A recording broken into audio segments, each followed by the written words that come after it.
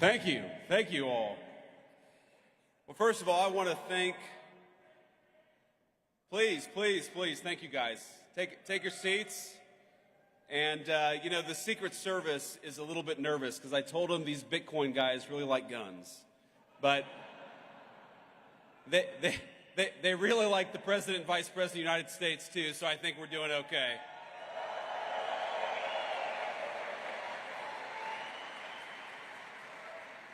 So I first have to thank David Bailey, grateful for everything that you've done for the Bitcoin community. Thanks in particular for what you did for me and the President, helping us get from candidacy to the White House, because we've done, I think, a lot. In particular for what you did for me and the President, helping us get from candidacy to the White House, because we've done, I think, a lot of good in the past 120 days, and I don't think we could have done it without David's support. I want to also thank the Winklevoss brothers, Tyler and Cameron. These guys are out here somewhere. Who, I got to say, Tyler and Cameron, I think really helped break the dam in Silicon Valley. Because if you remember, you go back to June or July of last year, it feels like forever ago. It's not even a year ago, where Silicon Valley, people would whisper in private that they were going to support Donald Trump for president. They would talk about the fact the Democrats had gone too crazy. We had to get Gary Gensler the hell out of there, but they weren't quite willing to say, at least not publicly, that they were going to take the big step and support Donald J. Trump. And Cameron and Tyler Winklevoss, I think they were some of the first big names in Silicon Valley to take that step, and a whole host of people followed them. So Cameron and Tyler, thank you for that.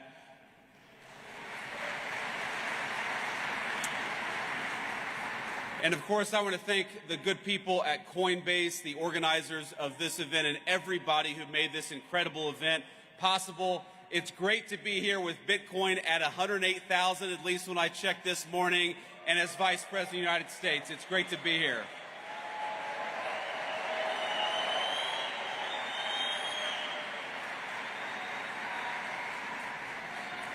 Now, you guys know I get to meet a lot of exciting people in my job, but it's been quite a while since I've been to a conference with this level of energy.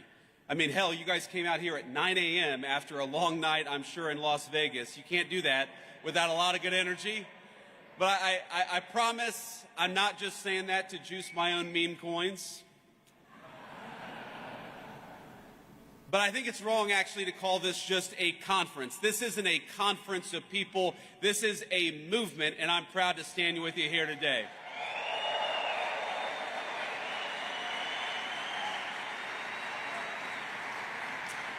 And I think this conference, this movement of people, is where the future of cryptocurrency in this great country gets decided. So let's start by making one thing abundantly clear. That future is going to be decided by the people, by you, not by unelected bureaucrats.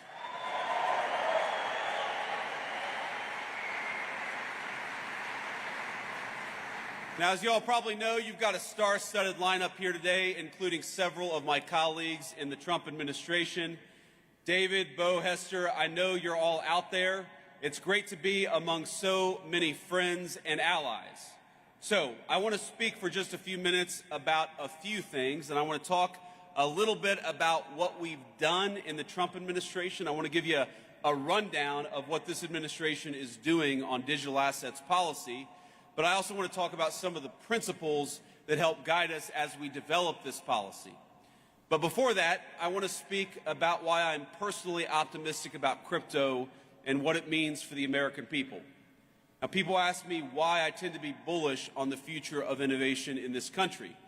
Now, I spent enough time in Silicon Valley to recognize the difference between good tech, technology that boosts our productivity, makes our lives richer, that grounds us in the real world and complements our day-to-day lives. That's the good technology, but there's also some bad technology out there. And when it comes to crypto, I think the last several years have made it clear that we're talking about genuine, ground-up innovation, one that's already improving the well-being of tens of millions of our fellow citizens. I believe it's 50 million Americans own Bitcoin, and I believe that's going to be 100 million before too long.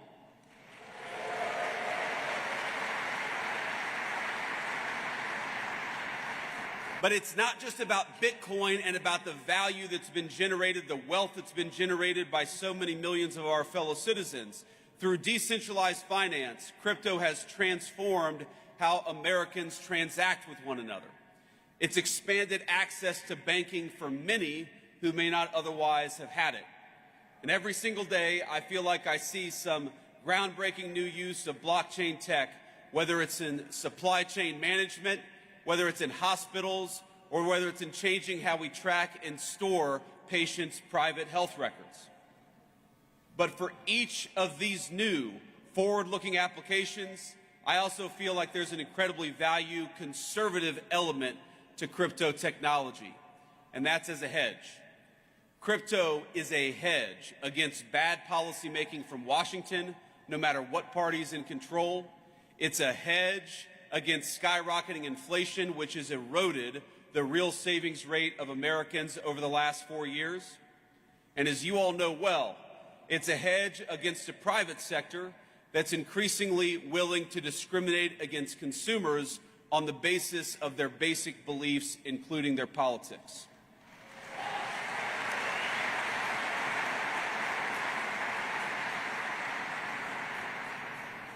That includes, of course, debanking users for Second Amendment advocacy or for ties to the first Trump administration.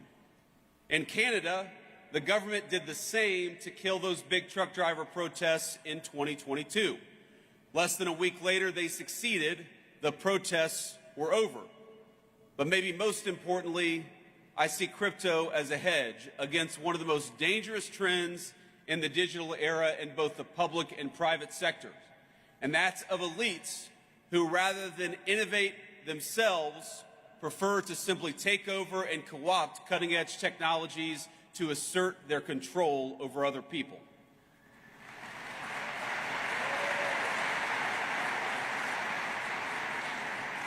And I know we believe this in this room. That's not Bitcoin. It'll never be Bitcoin, and you guys are going to make sure that happens.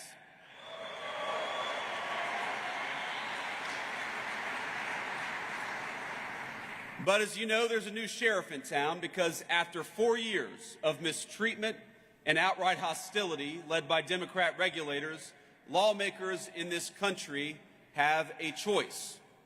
Will we lead our nation into a future of financial sovereignty, of innovation, and of prosperity, or will we let unelected bureaucrats and foreign competitors write the rules for us? And I'm here today to say loud and clear, with President Trump, crypto finally has a champion and an ally in the White House.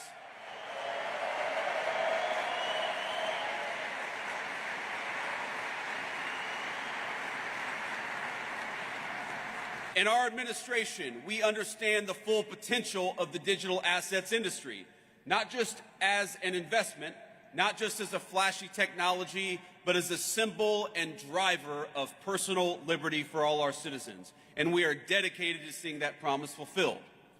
The way that we see it, the people in this room are the digital pioneers of the American economy. And that's why our administration is doing something a little unusual in Washington. We're listening to all of you as you blaze the trail of innovation. The innovators in this room are making people's lives better. You're pushing boundaries and solving problems, injecting unprecedented transparency into how we do commerce. And the way we see it, you all deserve a similar level of transparency and clarity. And most of all, you deserve respect and support from your government, not bureaucrats trying to tear you down.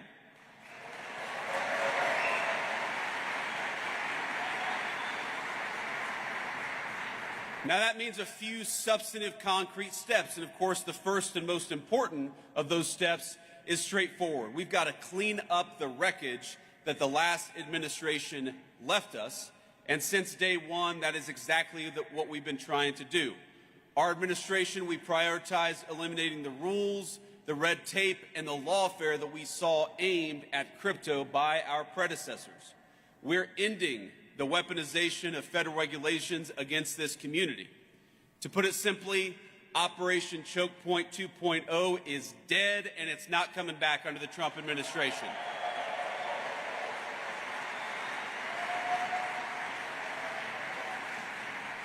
And by the way, it's crazy that was ever even controversial, the idea of using the regulatory power of the government to crush an industry and to crush people who espoused a view that you didn't like. It's crazy, but let my words today serve as Operation Choke Point. Let me serve as its obituary. Now this is my vow to every single person here. You will never see this administration trying to handicap your community or diminish the impact it's had on the economy. Instead, we reject the Biden administration's legacy of death by 1,000 enforcement actions. We reject regulators. Maybe the most important thing that we did for this community, we reject regulators and we fired Gary Gensler, and we're going to fire everybody like him.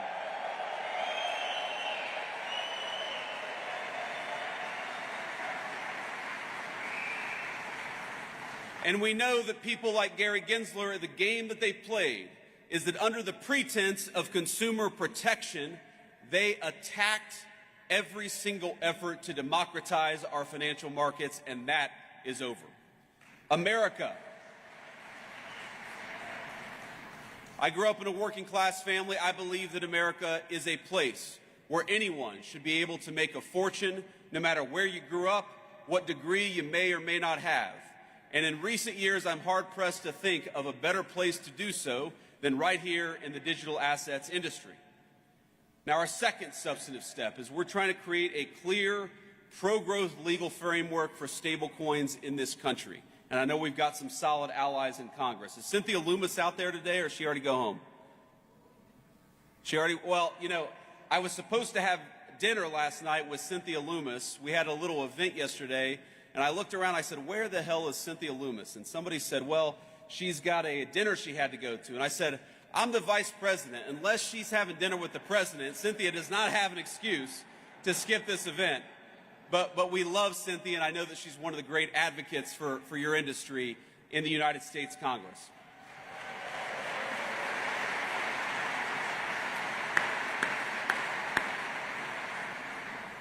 Now, I know, led by Cynthia and other great legislators, Congress is hard at work getting the Genius Act passed and across the president's desk as quickly as possible. And that's an important step. It's with good reason, because regulatory uncertainty in this country has pushed way too much stablecoin activity overseas over the last few years. Now, somebody said to me yesterday that Bitcoin has done so much over the last few years with so many headwinds. Wouldn't it be nice to have a government that provided some tailwinds to one of the fastest growing industries in our country? And that's what we aim to do.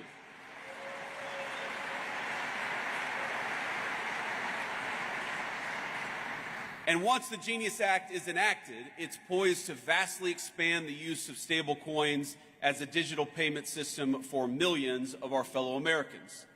It will also protect coin holders and inject further transparency into the market. And let me be emphatic on one other point.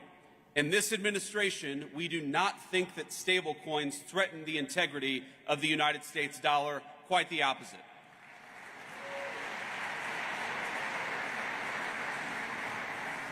In fact, we view them as a force multiplier of our economic might. Dollar-pegged stablecoins, particularly once Genius is enacted, is only going to help the American economy, and it's only going to help the American dollar. So, again, we're optimistic that the Senate is able to move quickly on passing a clean Genius Act, and for the House to follow up and do the same. And of course, once that happens, our great President Trump will sign it into law the minute it comes across his desk. Now, when that's happened, when the administration will then fully shift to our third priority, which is to enact a transparent and tailored regulatory framework for digital assets, one that's pro-innovation and fully incorporates crypto into the mainstream economy.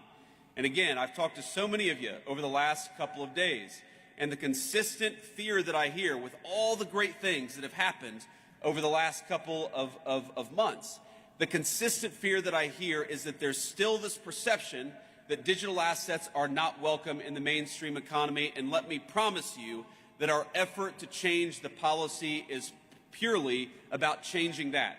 We want our fellow Americans to know that crypto and digital assets, and particularly Bitcoin, are part of the mainstream economy and are here to stay.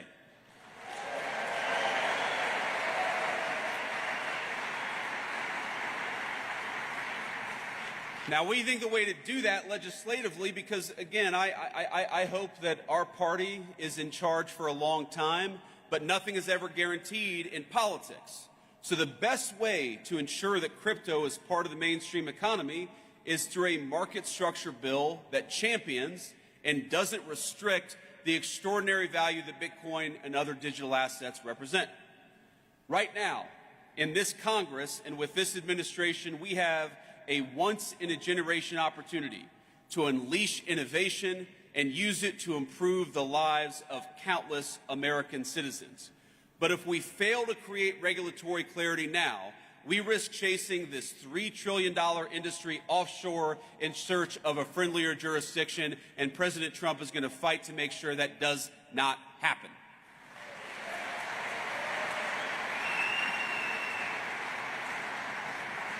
Think about this. By locking in smart, pro-innovation rules of the road, we can also make sure that Democrats or anybody else never wage another war on the crypto community.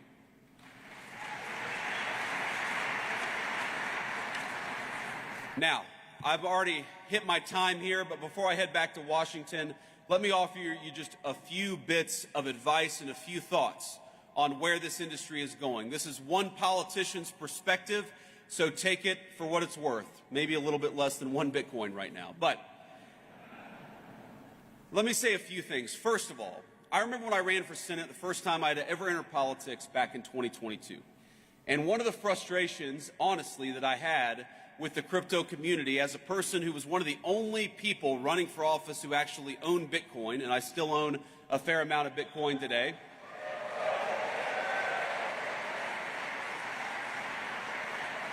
Think about this. This is during that campaign. That's 2021 and 2022. This feels like an eternity ago, but it was only 4 years ago, is that I recognized what so many advocates of Bitcoin recognize, which is what the Biden administration was doing, what Gary Gensler was doing was a disaster, and yet there didn't seem to be any real organization pushing back against it at the political level.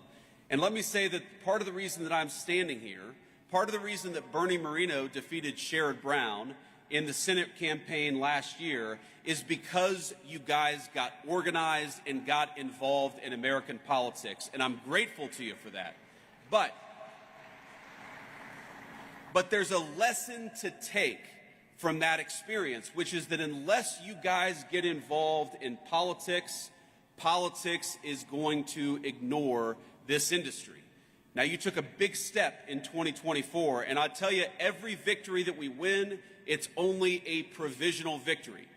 You know, one of my great mentors in Silicon Valley always told me that, Bitcoin, that the crypto community was about exit and artificial intelligence was about voice.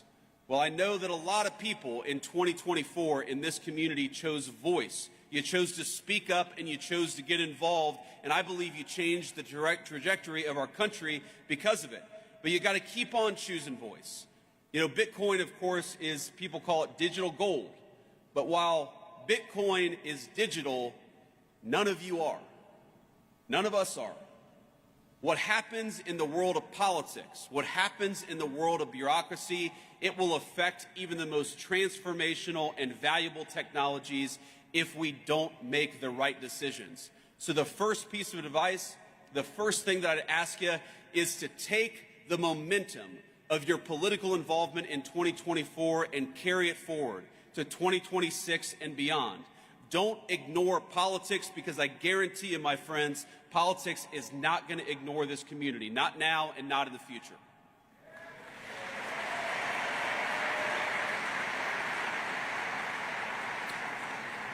The second thing that I want to toss out there is that we have to start thinking of the long-term strategic implications of Bitcoin. Bitcoin is owned by about 50 million Americans. A lot of Americans have made a lot of money have created a lot of wealth for themselves, and that's a great thing.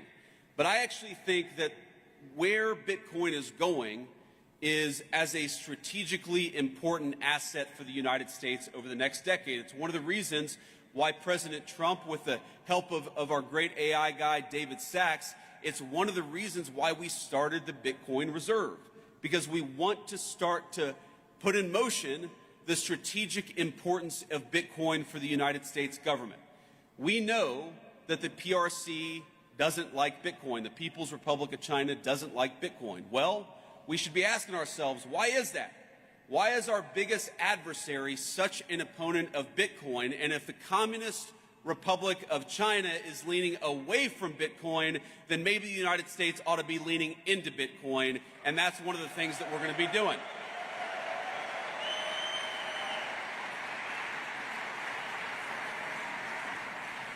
But that's not a vice president standing up here and talking at you. The way that Bitcoin is involved in the strategic future of our country, that's got to be a two-way conversation. And so when I talk about getting involved in politics, one of the things that you guys got to do is continue to give us feedback and continue to tell us the ways in which Bitcoin can play a positive role in the strategic future of this country. I know the Bitcoin Policy Institute is working on this very topic now, but all of you have got to be involved in this conversation, because I don't think any of us want to wake up in a country 10 years from now that is less wealthy and less prosperous because we made bad decisions today. We're going to make the right decisions, but that depends on you guys being part of the conversation. So be part of that conversation. And here's the third thought that I want to leave you with. You know, one of the ways you hear this stated is that crypto is fundamentally a conservative or right-leaning technology, and artificial intelligence is fundamentally a left-leaning or a communist technology. Now, I think that overstates things a little bit in both directions, but there's a fundamental element of truth to it. Now, I haven't been involved in the day-to-day operations of a technology company in about 4 years since I entered politics for the very first time. But what I've noticed is that very smart right-wing people in tech tend to be attracted to Bitcoin and crypto, and very smart left-leaning people in tech tend to be more attracted to AI. Again, that's a gross generalization, it's an overstatement, but there's an element of truth to it. But what I'd ask you all is to remember that what happens in AI is very much going to affect, in good and bad ways, what happens to Bitcoin. And of course, what happens to Bitcoin is very much going to affect what happens in AI. So, while this is certainly a Bitcoin conference, and I know we're all proud of what you guys have accomplished over the last 10 years, my final piece of advice is to make sure you're keeping tabs on and staying involved in what's happening with artificial intelligence, because I don't want Bitcoin to be negatively affected by what happens in AI, and most importantly, I don't want America to be negatively affected by what happens in AI. And the best way to ensure that smart people are at the AI conversation is to ensure that Bitcoin is part of the artificial intelligence conversation. Our administration is committed to it. I want you guys to be committed to it as well.